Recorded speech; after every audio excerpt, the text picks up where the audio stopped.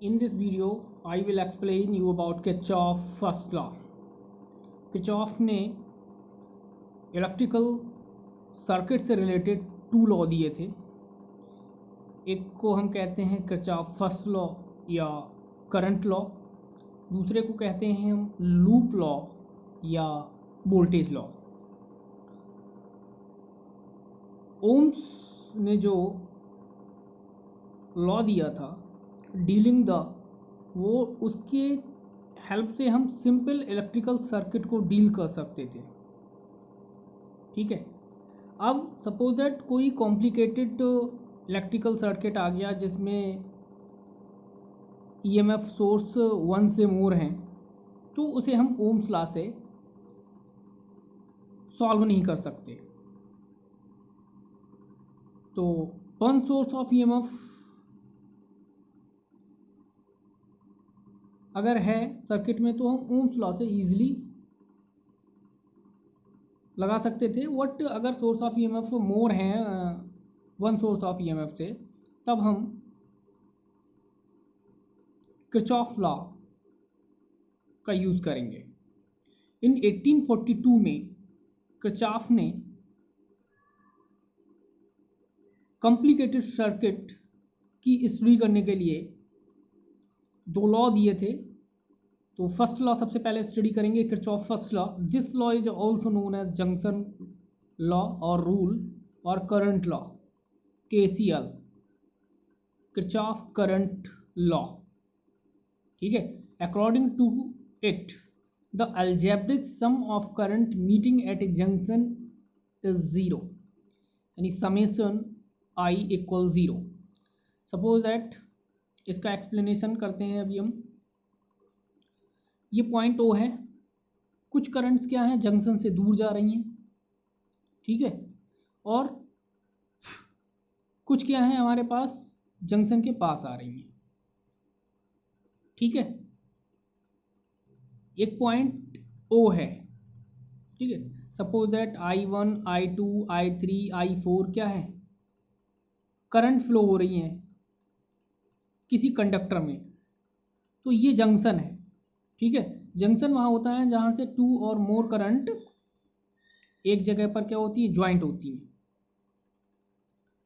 तो current flowing in a conductor towards junction is taken positive, towards junction is taken positive and away from the junction is negative लेते हैं। ठीक है, जो junction के पास आ रही हैं उन्हें पॉजिटिव ले लेंगे और जो जंक्शन से दूर जा रही हैं उन्हें नेगेटिव ले लेते हैं।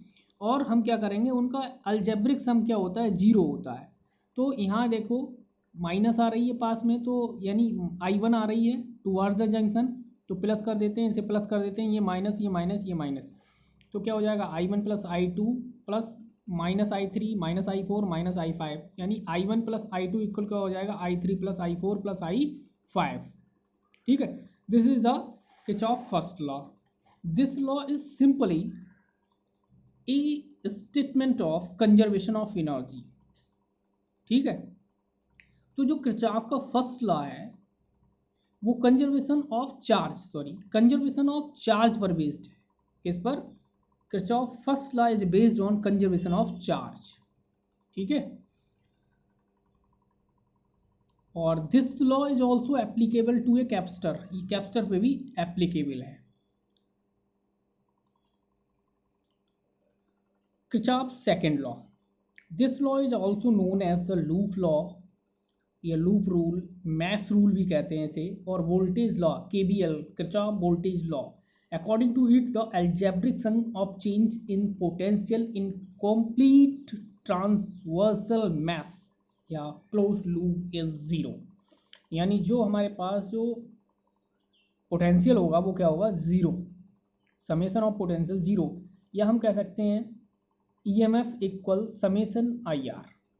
ठीक है, E equal summation I R.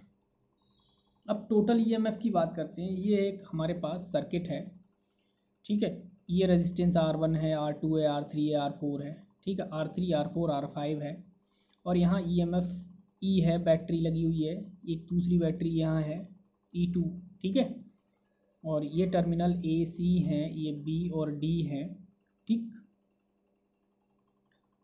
Total EMF find out करना है, कैसे करेंगे इसका टोटल ईएमएफ? देखो क्या होगा, E1 देखो सेम पैरेलल में ही कनेक्ट है, टू बैटरीज यानी टू सेल्स मान लो, तो क्या हो जाएगा E1 minus E2 equal zero हो जाएगा। टोटल ईएमएफ क्या आ गया, E1 minus E2 equal zero.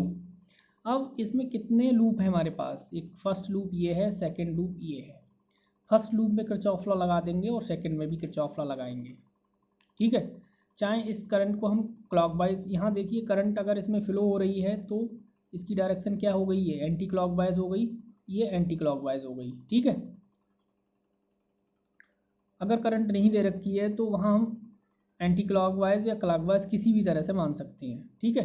अगर करंट दे रखी है तो आप ये लूप में किसी भी तरह से लिख सकते हैं, चाहे क्लॉकवाइज या एंटी क्लॉकवाइज। तो इन close part A B C A में सबसे पहले फर्स्ट लूप में देख रहे हैं वो, ये लूप फर्स्ट है और ये लूप सेकंड है, ठीक है। फर्स्ट लूप में देख रहे हैं, यहाँ से स्टार्ट करते हैं, चाहे यहाँ से कर लो स्टार्ट, क्या हो जाएगा, ये है देखिए ईएमएफ, टोटल ईएमएफ क्या आया हमारा, E1 minus E2 equal zero है, ठीक है। तो हम IR निकालते हैं इधर वाला, तो I1R1 क्या हो गया, I1R1 प्लस, ठीक है। करंट के साथ चल रहे हैं, देखिए करंट के साथ चल रहे हैं तो प्लस ही रहेगा, ठीक है। और उसके बाद क्या है हमारे पास, ये देखिए I3 आ गया, I3 R3 है और इसमें करंट क्या है हमारे पास I2, ठीक है।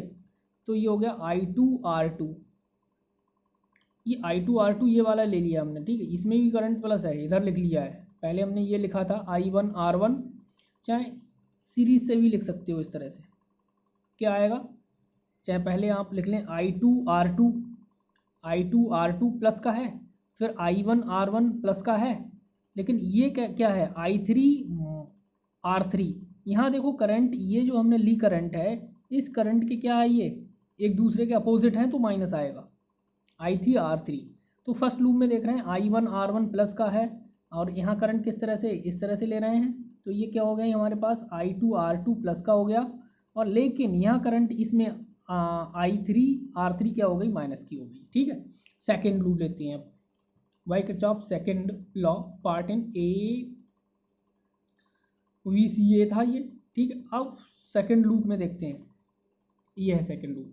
तो फर्स्ट लूप पे हमने यही रूल अप्लाई किया है, summation E equal summation IR, ई कितना आया था E1 माइनस E2, ये लगा दिया E1 minus E2 equal I1R1 plus I2R2 minus I3R3, ठीक है।